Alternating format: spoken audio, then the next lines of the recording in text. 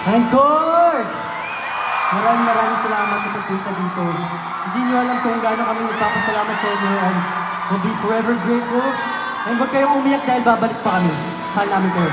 Thank you. This wouldn't be so possible without the help of our partnership with SM Supermalls and of course our anchors. We love you guys so much.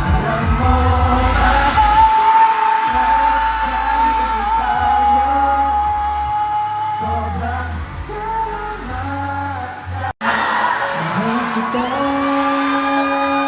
ito'y di